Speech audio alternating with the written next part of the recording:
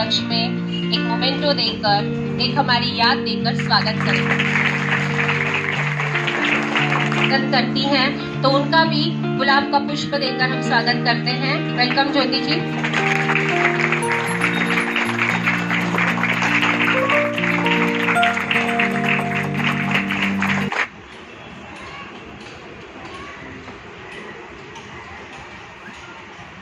नमस्कार। सबसे पहले यहाँ पे उपस्थित सारी मेरी माता भगिनियों को और मेरी नन्ही जो परियां नीचे बैठी है उन सबको महिला दिन की बहुत सारी ढेर सारी शुभकामनाएं। हम लोग जब नीचे बैठे थे तो बात कर रहे थे, मिश्रा मैडम ने मुझे पूछा कि आप नॉर्थ इंडियन हो कि महाराष्ट्रियन हो, क्योंकि मेरे सरनेम की वजह से काफ़ी लोग जो है वो धोखा खा जाते हैं कि भारतीय मतलब उनको लगता है कि हम लोग नॉर्थ इंडिया से हैं। लेकिन मैं आपको ये जरूर बात बोलना चाहूँगी कि पता नहीं क्यों मेरा पिछले जन्म का शायद नॉर्थ इंडिया से कुछ तो नाता रहा होगा कि मेरे साथ में जितने भी नॉर्थ इंडियन हैं वो हमेशा मुझे इतनी ईद से अपनाते हैं और मुझे भी उनके हर एक प्रोग्राम में सम्मिलित होने के लिए काफ़ी अच्छा लगता है। क्योंकि मैं एक आपको किस्सा बताना चाहती हूँ कि हमारे साथ में बीजेपी में जो काम करते हैं वहाँ पे बहुत सारे नॉर्थ इंडियन ने उनको मैंने जब बताया कि नहीं मैं महाराष्ट्रियन हूँ तो वो मानने के लिए तैयार नहीं थे कि आप सारे प्रोग्राम में इतने उत्साह से हमारे साथ सम्मिलित होते हैं। मुझे लगता है कि आपकी मराठी अच्छी है और आप नॉर्थ इंडियन हो, ऐसे उनको लगता था। मैंने बहुत उनको समझाने की कोशिश की लेकिन उन्होंने नहीं माना, तो मैंने भी ये जान लिया और मान लिया कि चलो मैं आप लोगों का ही एक हिस्सा हूँ। और मुझे ऐसे लगता है कि हमारे आदरणीय पंतप्रधान नरेंद्र जी मोदी, इन्होंने भी हमें यही सीख दिलाई है कि हम सर्वप्रथम हिंदू हैं, हम हमारे राष्ट्र के प्रेमी हैं, उसके बाद में हम सारे जो राज्य उसमें फिर विघटित हो जाते हैं। लेकिन मुझे लगता है सबसे पहले तो हम लोग इंडियन हैं, हम लोग हिंदू हैं। सबसे पहले ये बात कहना चाहूँगी, दिलगिरी व्यक्त करती हूँ क्योंकि क्षमा चाहती हूँ आप सबसे, क्योंकि मुझे बच्चों में रहना और बच्चों के साथ समय बिताना काफ़ी अच्छा लगता है। क्योंकि मुझे लगता है कि बच्चे जो होते हैं वो एक ऊर्जा का स्रोत हम सब बड़ों के लिए होते हैं। उनमें जो एनर्जी है वो एनर्जी देख के हम जो महिलाएं हैं, क्योंकि मुझे लगता है काफ़ी सारी महिलाएं यहाँ पे जो बैठी है अराउंड अबाउट 35 to 40 के एज में है, 45-50। और अकॉर्डिंग टू डॉक्टरी नॉलेज में मैं अभी कहना चाहती हूँ कि जब हम 50 तक पहुँच जाते हैं ना हमारी एनर्जी एकदम लो होते जाती है। हमें करना तो बहुत कुछ रहता है लेकिन हमारा फिजिकल पावर कम हो जाता है या तो हमारी एनर्जी कम हो जाती है। मन में हम बहुत सोचते हैं कि मुझे ये करना है वो करना है वो करना है, लेकिन जब उठ के करने की बात आती है तो हम लोग नहीं कर पाते हैं। तो मुझे लगता है आप सब लोगों के और हमारे सामने बीच में ये बहुत एनर्जेटिक जोन जो बैठा हुआ है, ये एनर्जी जिनके पास से हम लोग डेफिनेटली ले सकते हैं। लेकिन जितनी एनर्जी इनके साथ में है, इनके पास में है, तो सबसे पहले हम लोगों की, बड़े लोगों की जिम्मेदारी है कि ये एनर्जी गलत दिशा में ना चली जाए। ये जो एनर्जी है वो राइट ट्रैक पे कैसे जाए, ये हम लोगों का कर्तव्य है।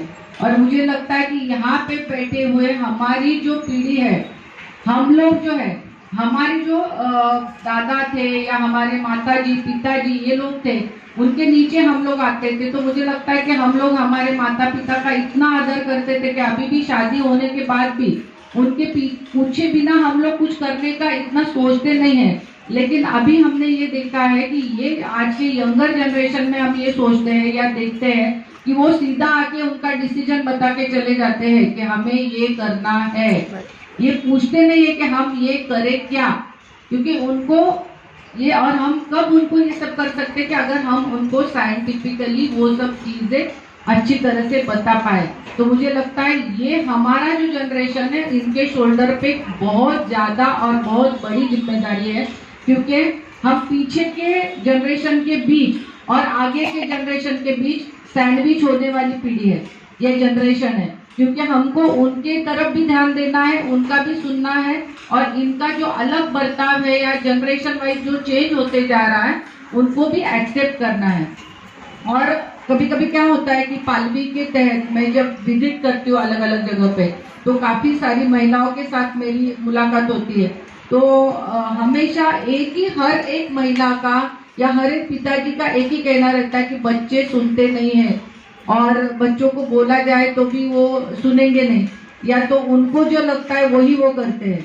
अभी मेरी बेटी के लिए पढ़ाने के लिए सर परसों ही आए थे मैडम, तो उन्होंने मुझे वही बताया कि हमको अभी सिर्फ हाँ कहना है, हाँ कहने की आदत डालना है, क्योंकि उनका सब डिसाइड होता है। तो मैं ये नहीं कहती हूँ कि ये गलत बात है, उल्टा उसको पॉजिटिव वे में लो कि उनमें डिसीजन मेकिंग पावर हम लोगों से कई ज्यादा है। सिर्फ हम लोगों को उनको एडवाइस करना है कि क्या गलत है क्या सही है, क्योंकि मुझे नहीं लगता है कि ये इनकी उम्र में 7वीं 8वीं में तो हम लोगों को कुछ पता नहीं होता था कि हमें क्या बनना है, हमारा क्या डिसीजन है, ये हम लोग को पता नहीं होता था। हम लोग बोलते थे हाँ मम्मी पापा जो बोलेंगे वो हम करेंगे, बराबर। तो मम्मी पापा तो हमारे हमेशा अच्छा या सही बोलते हैं, क्योंकि उनको सारा तजुर्बा होता है। लेकिन अभी ये जो नई जनरेशन है उसमें डिसीजन मेकिंग पावर बहुत बहुत बहुत ज्यादा है। तो इनकी जो वो एबिलिटी है, वो एबिलिटी का हम कैसा इस्तेमाल करें, ये सारा जो हमारे यहाँ पे बैठे हुए शिक्षिका है, शिक्षक वर्ग और हम लोग जो फैमिली में पेरेंट रहते हैं, ये 2 आधार स्तंभ जो है जो इनको बीच में संभाल रहे हैं। तो इनको भी उनके तरफ खुद को ढालना आना चाहिए। थोड़ा बहुत हम लोगों को एक्सेप्टेंस लेना पड़ेगा। अगर हमको पसंद भी नहीं है तो भी हमको वो चीज को एक्सेप्ट करना पड़ेगा, और बाद में उनको हमें साइंटिफिकली या तो पॉइंट वाइज डिस्क्राइब करना पड़ेगा कि ये गलत क्यों है, ये सही क्यों है। तो आज मैं बहुत ज्यादा टॉपिक पे एम्फोसाइज नहीं करूंगी, क्योंकि मैंने आरती जी को बताया है कि अगले वापस में एक समय आपके लिए जरूर निकालूंगी, जिसमें काफी सारे टॉपिक पे हम लोग चर्चा करेंगे। और इसके आगे जाके मैं ये मैडम से कहना चाहती हूँ कि पालवी हमेशा आपके साथ खड़ी रहना चाहती है। कभी भी आपको जरूरत है हमारे तरफ से, महिलाओं के लिए, खास करके लड़कियों के लिए या आपके पालक वर्ग के लिए, तो हमेशा हम आपके साथ में खड़े होने के लिए तैयार हैं। हम लोग एसोसिएट करके अगर कुछ उनको लेक्चर रखना चाह रहे हो या तो कोई प्रोग्राम उनके लिए करना चाहते हो, तो हम जरूर उनके साथ में कर सकते हैं। अभी मैं सिर्फ 2 टॉपिक पे आज बात करना चाहूंगी कि 2 चीजें काफी इम्पोर्टेंट है। कौन सी? एक तो फिजिकल इम्पोर्टेंस, फिजिकल फिटनेस, और दूसरा है मेंटल फिटनेस। और मुझे ऐसे लगता है कि यहाँ पे जितने सारे लोग बैठे हैं, इंक्लूडिंग सारे बच्चे, ये सब मानने को तैयार होंगे कि ड्यूरिंग कोविड हम लोग सब लोगों का जो मेंटल हेल्थ था वो काफी ज्यादा इफेक्ट हो गया, क्योंकि हम लोग जो है सोशल रहने वाले लोग हैं, हम लोग जाति जमाती में रहने वाले लोग हैं। हम लोगों को अकेले रहने की आदत बिल्कुल भी नहीं है, और हम लोग 2-2 साल तक कोविड में आइसोलेशन में रह चुके हैं। वो आइसोलेशन का जो इफेक्ट है वो आज की जनरेशन पे, आज के बच्चों पे काफी ज्यादा दिखाई दे रहा है, क्योंकि वो टाइम पे उन्होंने मोबाइल यूज करना स्टार्ट कर दिया, उन्होंने लैपटॉप यूज करना स्टार्ट कर दिया, क्योंकि सारी पढ़ाई ऑनलाइन होती थी। और हम लोगों को पता ही नहीं चला कि कब ये लोग पढ़ते पढ़ते पढ़ते पढ़ते मोबाइल के एडिक्ट हो गए। कितने सारे लोगों के पास खुद का मोबाइल है बच्चों? खुद सबने एकदम करेक्ट बोलना है, किसके पास में है खुद का मोबाइल? 2 जन के पास है, करेक्ट। आप क्या खड़ी रह जाओ, आप क्या यूज करते हो मोबाइल का? किस चीज के लिए उपयोग करते हो? हाँ, पक्का एकदम ओनली स्टडी के लिए यूज करती हो कि गेम्स देखते हैं, रील्स देखते हैं, फेसबुक देखते हैं? नहीं। आप कितना यूज करती हो? दिन भर में कितना टाइम, आप कितना समय यूज करती हो मोबाइल? 4 आवर्स। वो 4 आवर्स क्या चीज के लिए आप यूज करते हो?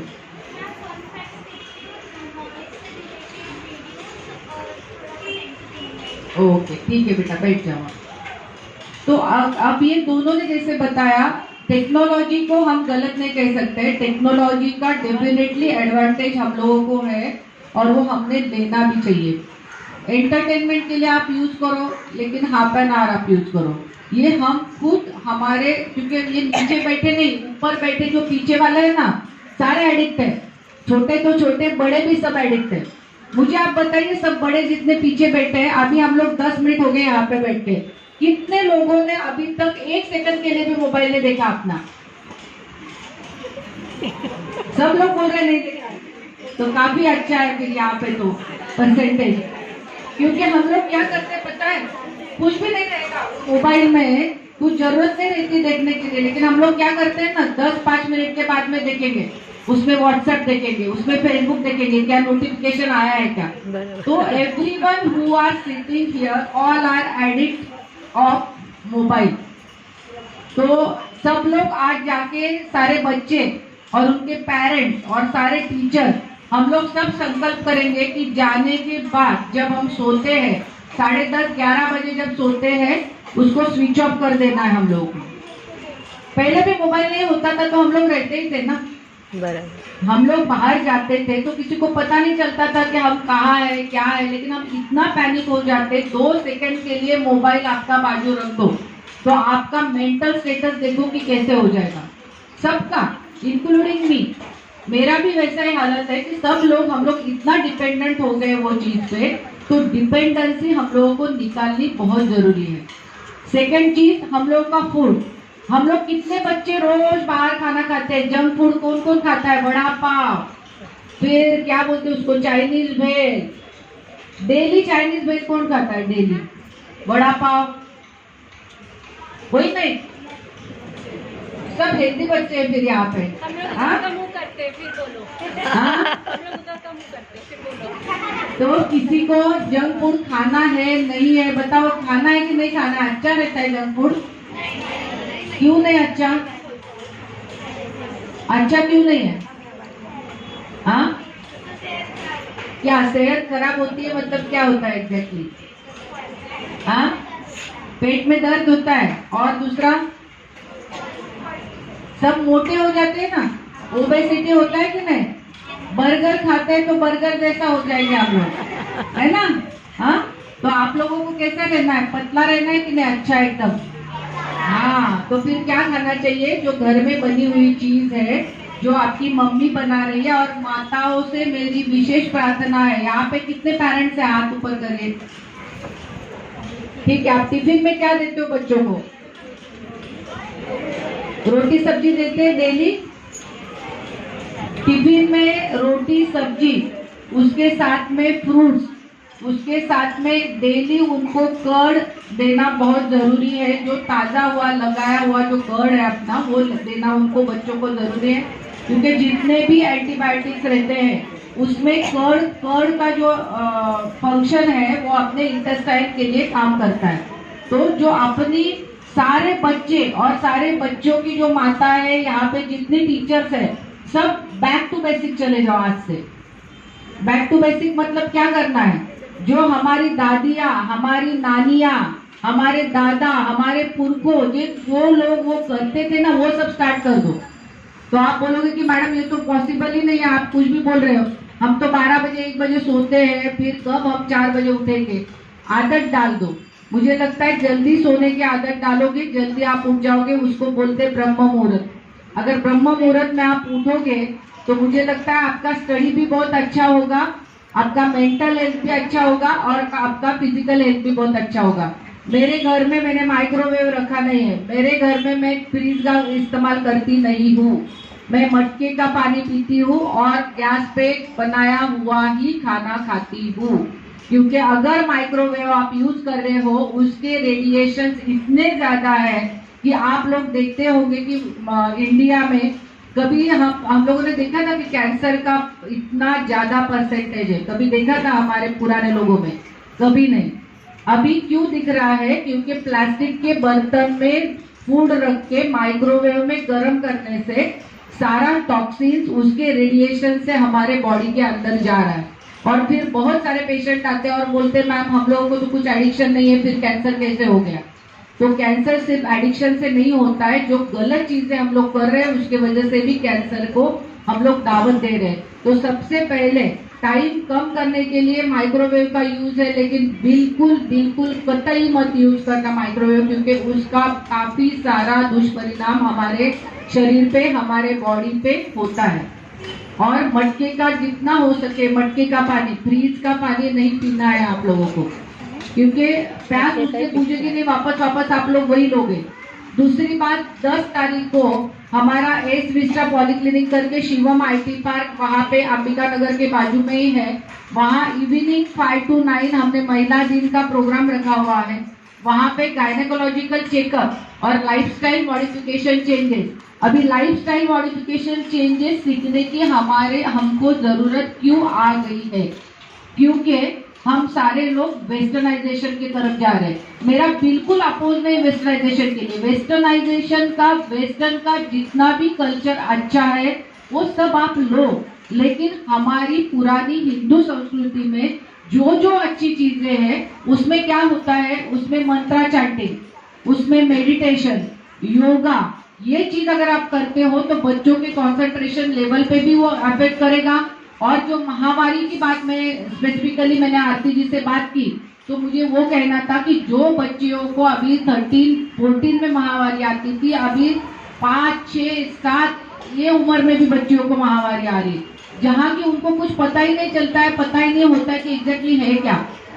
आई बात समझ में? तो इसका कारण क्या है कि एक तो फूड एडल्ट्रेशन, फूड में काफी सारे फल सब्जियां इंजेक्शन दे के पकाए जाते हैं, जो कि हम लोग खाते हैं कि फ्रूट खाओ बताया जाता है, इसलिए हम लोग खाते हैं और हार्मोनल इम्बैलेंस हम लोगों के इसमें हो जाता है। तो सबसे पहली बात जो है, फूड, अच्छा फूड हम लोगों को खाना है। दूसरी बात, नियमित रूप से एक्सरसाइज करना है, फिर वो योगा रहे, आपको जो भी ग्राउंड के खेल जो पसंद है, टीवी या मोबाइल वीडियो गेम के सामने खेलना नहीं है आपको। कहाँ जाना है? कितने लोग ग्राउंड पे खेलते हैं? बहुत कम लोग हैं। अगली बार मैं आऊंगी ना, जितने बैठे सारे लोगों के हाथ ऊपर होने चाहिए ग्राउंड के लिए। हर एक लोग अपना अपना गेम चूज करो और उसमें आप एक्सरसाइज करो, गेम खेलो। गेम से क्या मिलेगा आपको? एक तो टीम स्पिरिट मिलता है। जब हार जाते हैं ना, पूरी की पूरी टीम हार जाती है, तो फिर क्या होता है ना कि फेलियर का एक्सेप्टेंस बच्चों में आ जाता है। नहीं तो आजकल हमने देखा है कि बच्चों को खाली जीतने की आदत लग गई है कि मैं हर तरह से बहुत होशियार हूँ, हर एक चीज में मैं जीतूंगा ही। बच्चों, हर एक चीज में आप जीत नहीं सकते हो, लेकिन आप हार भी गए तो हमेशा आपको ट्राई करते रहना चाहिए। आप रुक जाओगे क्या कि चलो मैं फेल हो गई, मुझे कुछ नहीं आ रहा है, तो डर रहोगे क्या? क्या करना है फिर आपको? और दुनिया के बारे में सोचना नहीं, जो आपको अच्छा लगता है वो आप कर सकते हो, हाँ, लेकिन क्या कुछ भी करना है? जो अच्छा है वो आप करो। और ये आप जो सब जनरेशन नीचे बैठे हो ना, आप में बहुत ज्यादा टैलेंट है, आप में बहुत ज्यादा पावर है, हाँ। तो आपने शिवबा की मम्मी का नाम सुना है ना, जिजाऊ माँ साहब का नाम सुना है कि नहीं? हाँ, तो फिर उन्होंने कैसा राजा छत्रपति शिवाजी महाराज जी को कैसे उन्होंने सिखाया दिया है, कितना अच्छा उन्होंने बताया है। अगर आपके अंदर भी कुछ दुर्गा का रूप है, माता का रूप है, तो आप लोग कुछ अच्छा करके समाज के लिए भी 2% आप लोग दे सकते हो। जितना अपना 100% आपके लिए कर रहे हो ना, 98% खुद के लिए करो, 2% आप समाज के लिए करो, हाँ। दूसरा, आपके फ्रेंड के लिए आप करोगे ना, तो देखो आपको कितनी खुशी होती है। तो सबसे इम्पोर्टेंट बात क्या है? Inner peace, inner happiness. और इनर हैप्पीनेस दूसरा बाहर का आके आपको दे नहीं सकता है, वो खुद हमको ही अपना इनर हैप्पीनेस करना है। और सबसे बड़ी बात, हमारा इनर हैप्पीनेस किसी दूसरे के ऊपर डिपेंडेंट नहीं होना चाहिए कि ये इसने मुझे ये बात कही इसलिए मुझे बुरा लग गया, ये मुझे अच्छा बात करेगा तो ही मैं खुश हो जाऊंगी। बिल्कुल नहीं। आज महिला दिन पे सारी महिलाओं ने, सारी मेरी माताओं ने, भगिनी जितने यहाँ पे बैठे हैं, सबने ये संकल्प करना है कि मेरा इनर हैप्पीनेस मेरे खुद के कंडीशन पे डिपेंडेंट है। जो भी सिचुएशन है, अच्छी है, बुरी है, जो भी है, first thing you have to accept the fact. Acceptance हम लोग बहुत जल्दी नहीं करते। whatever is there just accept कि ठीक है ये गलत है, इसको मैं एक्सेप्ट कर रही हूँ। मेरी जिंदगी में कुछ उतार चढ़ाव आ रहे हैं, मैं एक्सेप्ट कर रही हूँ। इसका आगे जाके क्या नतीजा होने वाला है, इसके लिए मुझे क्या करना है, फिर उसके बारे में सोचना है। नहीं तो ये कि मेरे साथ में ऐसा क्यों हो गया, ये कितना अच्छी है, मुझे क्यों हो रहा है, मैं तो इतना भगवान का करती हूँ, मैं दूसरे के लिए इतना अच्छा करती हूँ, फिर भी मेरे साथ में ये क्यों हो रहा है। ये बात कभी भी आप अपने मुंह से नहीं निकालेंगे। और थर्ड थिंग, पॉजिटिव थिंकिंग। अगर आप पॉजिटिव थिंकिंग करते हो, बच्चों आप भी अगर पढ़ते वक्त आप सोचोगे कि नहीं ये सब्जेक्ट में मुझे फर्स्ट आना है, या तो ये सब्जेक्ट में मैं मेहनत कर रही हूँ, मुझे अच्छे मार्क्स लाना है। अगर आप पॉजिटिव थिंक करते हो तो सारी पॉजिटिव चीजें आपकी तरफ अट्रैक्ट होने शुरू हो जाएगी। ये सारा एक्सपेरिमेंट आप सारे माता, जितने सारे टीचर, जितने सारे बच्चे यहाँ पे बैठे, सब लोग आज से स्टार्ट कर दीजिए कि 2 चीज आप लोग बोलो जो पॉजिटिव है। और खास करके जो माताएं यहाँ पे बैठी है ना, उनको मैं कहना चाहती हूँ, कभी ये मत बोलना कि मेरा बच्चा पढ़ता ही नहीं है, वो बहुत शैतान है, वो ये करता है, क्योंकि जो भी आप बोल रहे हो ये पूरा ऑरा उसके बाजू में जाके बैठ जाता है और वो और ज्यादा करने लगता है। तो आप अपने मन में ये बोलो कि मेरा बच्चा काफी होशियार है, होशियार होगा, वो करेगा, नहीं बोलना है, वो है, वो करता है, वो कर रहा है। क्योंकि माँ की दुआ, मुझे लगता है माँ की दुआ से बढ़कर कोई भी चीज नहीं है। और जितना माँ सोचेगी ना अपने बच्चे के बारे में, वो सारा उसके अराउंड इर्द गिर्द घूमता रहता है। तो अच्छी बात अपने बच्चे के लिए सोचो। और लास्ट बात कहना चाहूंगी, ग्रेटिट्यूड। ग्रेटिट्यूड अपने लाइफ में बहुत बहुत ज्यादा इंपॉर्टेंट है, क्योंकि एक सॉरी कहने के लिए हम लोग बहुत टाइम लगा देते हैं। क्यों? क्योंकि सॉरी के बीच में बहुत बड़ा एक पत्थर है, उसको बोलते हैं अहम भाव, अहंकार, ईगो। तो जब हम अपना ईगो छोड़ेंगे और जब हम सॉरी बोलना सीखेंगे ना, सब चीज अपने तरफ अपने आप अट्रैक्ट हो जाएगी। तो बच्चों, सब मॉर्निंग में उठोगे ना, सबसे पहले ग्रेटिट्यूड किसकी तरफ करना है? जो धरती माँ के ऊपर आप पैर रख रहे हो, उनकी तरफ आप ग्रेटिट्यूड करो कि माँ, मैं आपके ऊपर चरण रख रहा हूँ मेरे, आप मुझे क्षमा कर दो, और जितना आप मेरा बोझा आपके सर पे ले रहे हो उसके लिए मैं आपकी बहुत बहुत आभारी हूँ। आप जब स्कूल में आते हो, आपके टीचर आपको कितना अच्छा पढ़ाते हैं कि नहीं? इसकी वजह से आगे जाके आप लोग का भविष्य अच्छा होगा ना। तो आगे उनकी तरफ आप ग्रेटिट्यूड करो, आपके माता पिता को आप ग्रेटिट्यूड करो। जितना ग्रेटिट्यूड आप करोगे उतना आपका सक्सेस बढ़ते जाएगा बच्चों। और आप में अहम भाव कभी भी नहीं आएगा, नम्रता आएगा। और सबसे आपका अगर इम्पोर्टेंट कोई चीज है जो आपको आगे लेके जा सकती है और आपको सक्सेस कर सकती है, तो वो चीज है पेशेंस।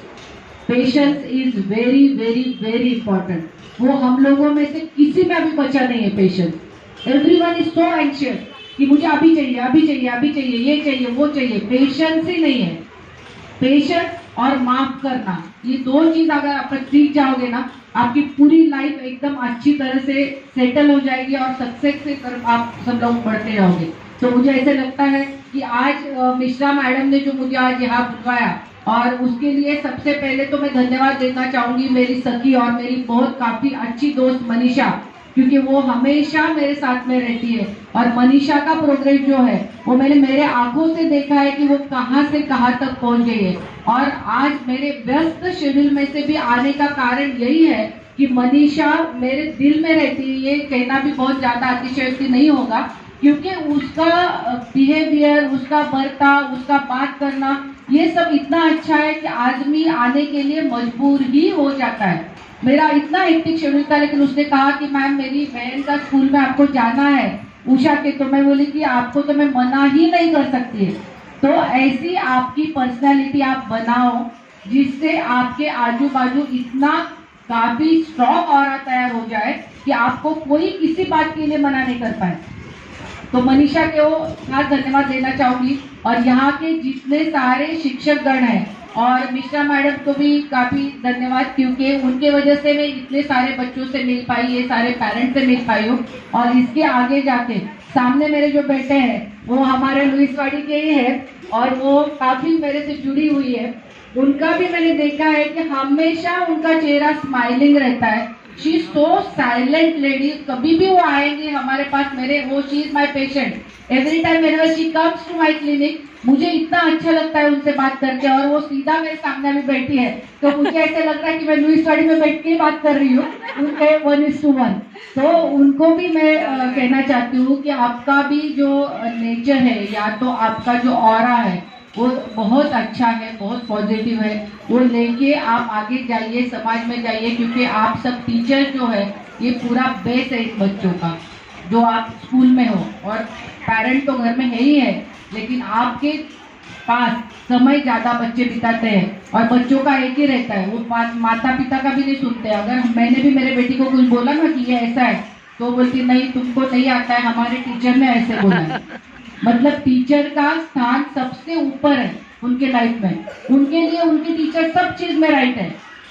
तो आप लोगों को भी आपका मेंटल हेल्थ, आपका पेशेंस, आपके घर में जो भी प्रॉब्लम रहेंगे, आपके आजू बाजू में जो भी प्रॉब्लम रहेंगे, वो सब छोड़ के उनको अच्छी तरह से उनकी परवरिश करना है, क्योंकि यू आर देयर मॉडल।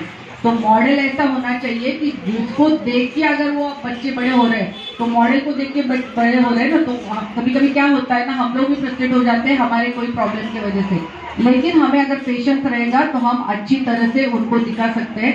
और मुझे लगता है कि स्त्री शक्ति, ये जो दुर्गा माँ का जो प्रतीक उनको कहा गया है, ये ऐसे ही कहा नहीं गया है, क्योंकि मुझे लगता है कि स्त्री जो है ना, उसके अंदर बहुत सारे चीज दबा के रख सकती है, और सामने चेहरे पे हंसी भी दिखा सकती है, अंदर कितने सारे दुख होने के बावजूद। उसका एक छोटा सा एग्जांपल दूंगी और मैं मेरी बात खत्म करूंगी।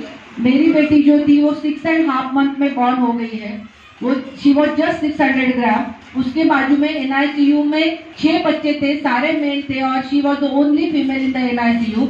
और उसको बिल्कुल भी नाखून नहीं थे, गले का कुछ भी डेवलप नहीं हुआ था, और मैं आज I can say very proudly कि she has become now MBBS doctor. उसका लास्ट एग्जाम अभी हो गया है, and if you see her तो आपको पता ही नहीं चलेगा कि वो 600 ग्राम की है। तो ये फाइटिंग स्पिरिट, ये मैंने इसलिए बताया कि वो शुरुआत से जीने के लिए भी फाइट करते करते वो उसकी शुरुआत ऐसे हुई है कि उसको ये दुनिया में जीने के लिए फाइट करनी पड़ी 2.5 मंथ्स के लिए। तो इतना फाइटिंग स्पिरिट हम सब महिलाओं में है, और यहाँ पे जो मेरे भाई लोग बैठे हैं उनके बिना हम सारी महिलाएं अधूरी है, क्योंकि मुझे ऐसे लगता है कि जो पुरुष हम जितने भी महिला है उनको अगर सपोर्ट नहीं करेंगे तो ये महिला जो बाहर जाके काम करती है ना, वो नहीं कर पाएंगी। आज मैं मेरी सारी जो सक्सेस है उसका श्रेय मेरे जो पतिदेव है उनको देना चाहती हूँ, क्योंकि अगर उन्होंने मेरे घर में ये एडजस्ट नहीं किया होता तो जो समय मैं बाहर दे पा रही हूँ, लोगों में मैं जो जा पा रही हूँ, वो सिर्फ और सिर्फ उनकी वजह से दे पा रही हूँ। तो मुझे ऐसे लगता है कि आज जितने भी भाई हमारे साथ में आज बैठे हैं उन सब के लिए बहुत जोरदार तालियां होनी चाहिए, क्योंकि वो भाइयों की वजह से हम सारी महिला आज इधर खड़ी है, क्योंकि उनके सपोर्ट के बिना सही। अगर हमारे इसमें जो लिखा है ये मुझे बहुत अच्छा लगा कि नारी अबला नहीं सबला है, क्योंकि अबला तो कतई है ही नहीं, नारी वो सबला ही है, लेकिन उसको भी हर एक चीज का सपोर्ट लगता है, और वो सपोर्ट अगर उसको फैमिली से नहीं मिले तो मुझे नहीं लगता कि वो बाहर जाके कुछ कर सकती है। तो फैमिली का एटमॉस्फेयर, फैमिली का सपोर्ट बहुत ज्यादा इम्पोर्टेंट है कोई भी लेडीज को सक्सेस होने के लिए। जैसे सावित्रीबाई फुले जी को महात्मा ज्योतिबा जी फुले का सपोर्ट था, इसलिए उन्होंने इतनी अच्छी प्रगति की है, ये सारी चीज की है, और उनमें इतना इनर वो जो ज्वाला थी वो सब महिलाओं को वो दे पाई है। तो आज के दिन इतना ही कहूंगी, और 10 तारीख को शाम को 5 to 9 जिनको आना है, मैंने पैम्पलेट आरती जी के पास में दिया हुआ है, अगर आपको और ज्यादा लगेगा तो मैं भिजवा दूंगी, लेकिन आप लोग जरूर उसमें आइए। और जो पेरेंट्स की बच्चियां जो है 13 से ऊपर लेके, उनको अगर महावारी में कुछ प्रॉब्लम है विशेष करके, तो उनके आप जरूर वहाँ पे लेके आइए, तो उनका गायनेकोलॉजिकल चेकअप भी हम लोग करेंगे और उनको हम लोग सेमिनार में गाइड भी करेंगे। धन्यवाद।